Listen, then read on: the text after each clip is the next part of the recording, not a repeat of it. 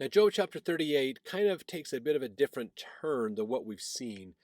Up until now, we have the conversation between Satan and God about Job's life that gives us the background, the history of what was going on with Job, basically, and why his life is the way it is. That gives us that backstory that we can see why it's happening. Then we go into this long conversation with Job and his friends, going back and forth on these philosophical ideas of God and man and punishments and righteousness and wickedness and different things. Chapter 38 is going to go different than that. So we don't have a tie in with the previous chapters. We just finish up numerous chapters of Elihu reproving, in a way, Job, trying to correct Job in some of his understanding. So he did tell in the last chapter, Elihu told Job to stand still and marvel at the works of God. So to meditate on the things of God, or pray to God about things that are about his doings and his creations and his works. So maybe Job took Elihu's advice and did that. And that's where this chapter comes from. It seems weird that this chapter would suddenly jump in, so we can't. The initial reaction is to suddenly Job's talking with his friends, and suddenly a whirlwind appears. A storm brews up, and suddenly it's God speaking to Job. So could it be possible that while Elihu was talking with Job, that the weather was getting a little crazy and stirred up at the time, and so he was using that as an analogy to talk with Job in that last chapter? Maybe that's a possibility. But this chapter, we're going to have more of a conversation between God and Job, not Job and his friends. So this is probably Job has taken time to pray and meditate, and now he is receiving guidance from God. Maybe this is suddenly like a revelation that he's getting while he's talking with his friends. His friends just see the storm coming. Elihu uses it as an analogy to teach the things of God, and then Job gets a revelation while they're sitting together of God speaking to him. That's possible. It could be Job went off to pray and ended up getting this revelation as well. So there's a few ways that we could get to this point, basically, and that's not necessarily important which one it was picked. But realize that now this is a revelation between God and Job that's happening here. So again, continuing revelation. God keeps talking to his prophets and his people who love him and are faithful and serve him well. So maybe Job's going to get some answers, because Job's complained this whole time that God's not talking with him. He's not answering his prayers. So now God is going to answer his prayer and talk with him. So let's jump in. Verse 1, Then the Lord answered Job out of the whirlwind and said, Who is this that darkeneth counsel by words without knowledge? Probably a dig at Elihu and the others. Basically, gird up, verse 3, Gird up now thy loins like a man, for I will demand of thee, and answer thou me. Where wast thou? So this is God saying, who are these people that are talking about my gospel, about me, but don't really know fully what's going on? Basically, is he kind of puts them, verse 2, God's putting them and their perspectives in place. Then in verse 3, he says, Now I want you to listen to me, Job. Pay attention to me. And he's about to explain this. And I want you to think about these questions that God asks Job, because they're really interesting for us to even think about it from our own perspectives. Okay, so look for it in the comments. What would you respond to, or how would you deal with this if this was an experience that you had? So verse 4, Where wast thou when I laid the foundations of the earth? Declare if thou hast understanding. So you think you know something, huh? Where were you when I laid all of creation down? Do you know where you were? Tell me if you do. God is calling the wisdom of these people out.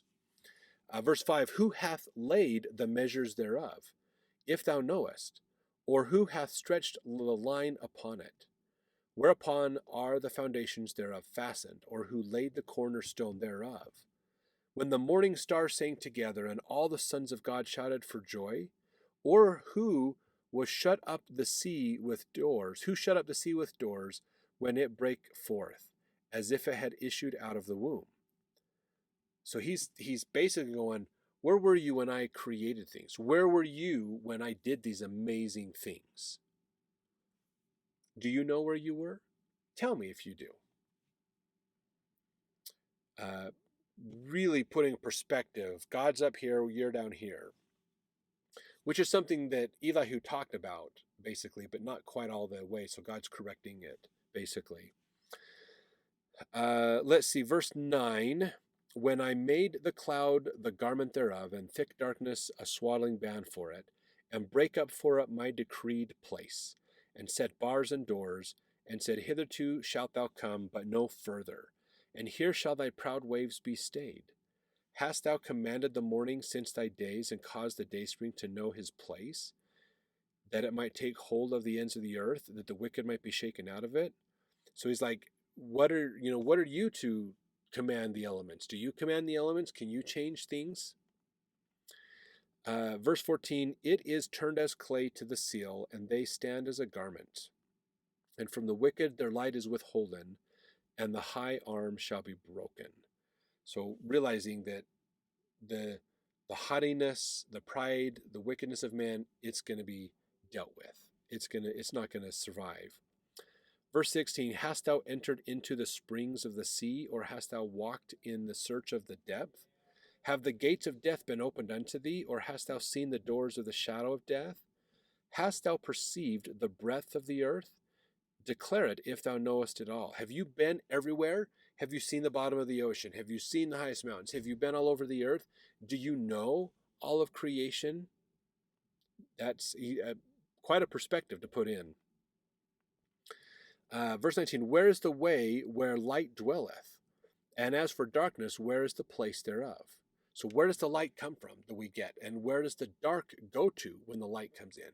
What happens with these two? Verse 21, excuse me.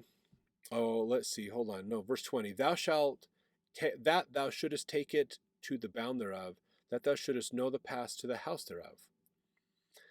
Knowest thou it because thou wast then born, or because the number of thy days is great? Were you there because you were alive, or you were an old person because you saw this and witnessed it? Verse 22, hast thou entered into the treasures of the snow? Or hast thou seen the treasures of the hail? Or this is called the storehouses. So this is an interesting point that they bring up in here with this idea of storehouses of snow.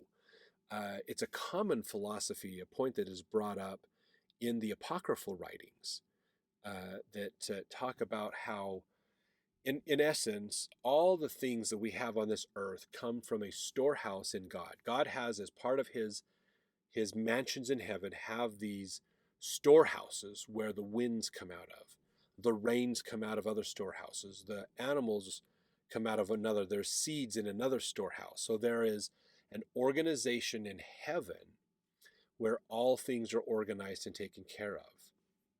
And then they are sent from there to earth, from the spiritual realm to the mortal realm to do their thing. But they're all governed by the storehouses in heaven. Now, this is really fascinating concept to think about, because we think of heaven in a four-dimensional world. We think of heaven as another location, but we're not in a four-dimensional world, we've discovered. With the advent of string theory and quantum mechanics and things, we understand that we are in a multi-dimensional world. Now, when we hear of the plan of salvation in the spirit world, where is the spirit world? We're told it is here on earth, just at a different dimension, a different level of energy, basically. So it's here, but we don't interact with it because it's a different energy level. That's like another dimension happening here. Not a different dimension of time, but a different dimension of space.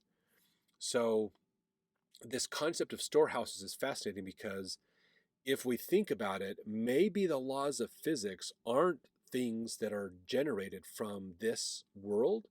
Maybe the laws of physics are things generated, energies or matter, or things that are generated and sent to this world from another dimension.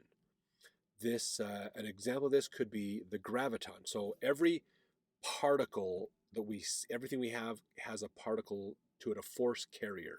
So light, for instance, we know that light is something that is carried by what's called a photon. A photon is a subatomic particle that travels through when you heat up a light bulb. When electricity flows through the filament of a light bulb, the electricity gets consumed. that consumption of electricity puts off heat and light, which is why the bulb itself, when you touch it, is hot. And light, which those photons, millions and millions per second, come off, that light strand and go bounce around all over in the room, and then eventually bounce into your eye and get picked up by the receptors in the back of your eye, send up the optic nerve to your brain. Your brain interprets the signals, and you can see.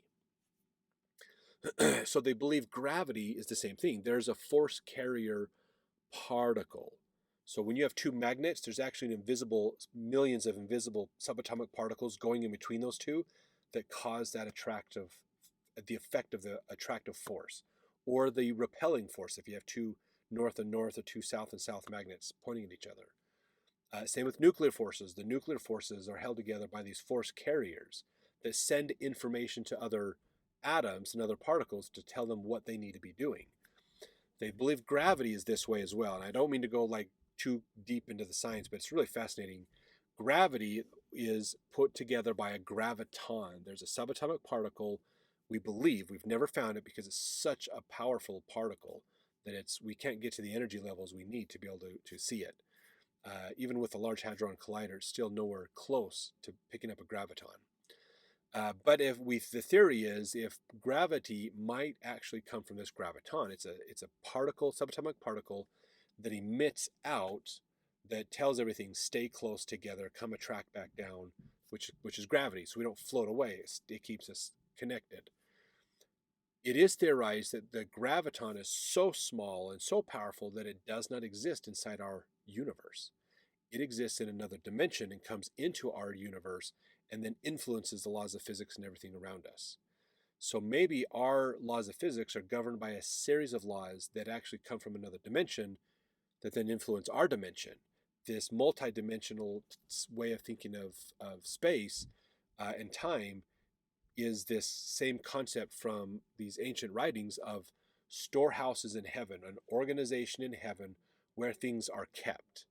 Then they are disseminated out from there as they're used in this world. So kind of a cool idea to think about. That we theorize a little bit more about that in the Pearl of Great Price. You can get in there and learn more. But that's kind of this idea, this concept from verse 22. Now verse 23, which I have reserved against the time of trouble, against the day of battle and war. So these are storehouses. These are things that God is keeping. He's preserving this to himself in his kingdom, which is the spiritual kingdom. Because of wars, he's reserving things because of the wars and destructions, the wickedness of men on earth. Verse 24, but what way is the light parted, which scattereth the east wind upon the earth?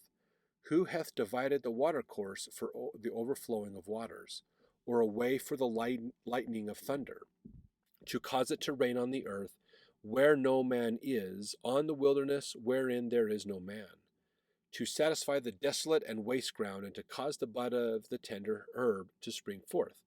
Hath the rain a father, or who hath begotten the drops of dew? Or out of whose womb came the ice and the hoary frost of heaven? Who hath gendered it? The waters are hid as with a stone, and the face of the deep is frozen. Canst thou bind the sweet influences of the Pleiades, or loose the bands of Orion?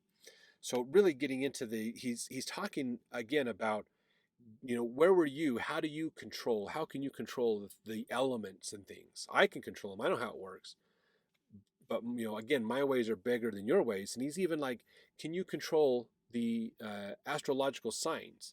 Can you deal with the heavens and what's going on there? So Israel, these people knew about the zodiac signs, basically. This was not an uncommon thing for them to know back then. In fact, here's another one in verse 32. Canst thou bring forth Mazzaroth in his season? Or canst thou guide Arcturus with his sons? Knowest thou the ordinances of heaven? Canst thou set the dominion thereof in the earth? So again, can you move the stars in the sky? Can you move the constellations around? Can you do things, basically, of them? And of course, the answer to all this is, nope, I can't do any of that. You're making me feel insignificant here, God, which is appropriate to help us put us that relationship. This is like when Moses, if you remember, Moses talked about this when he had his burning bush experience up on the Mount Sinai. I now know the nothingness of man and the greatness of God. So this is Job having this experience, spiritual experience with God, where he is understanding that he is nothing in the grand scheme of things. Excuse me. Verse 34, canst thou lift up thy voice to the clouds, that abundance of waters may cover thee? Canst thou send lightnings, that they may go and say unto thee, here we are? Who hath put wisdom in the inward parts? Or who hath given understanding to the heart? Who can number the clouds in wisdom? Or who can stay the bottles of heaven, when the dust groweth into hardness, and the clods cleave fast together? Wilt thou hunt the prey for the lion, or fill the appetite of the young lions, when they couch in their dens, and abide in the covert to lie in wait? Who provideth for the raven his food, when his young ones cry unto God? They wander for lack of meat. So pretty powerful understanding. Can you do all these things, Job? Who is man to do these phenomenal things? He's not. He can't do that. So man's kind of feeling about so big at this point. Now we're going to continue on in the next chapter to go through the rest of these, more about this analogy and things. So let's jump over there as we continue with this discussion that God is now having with Job.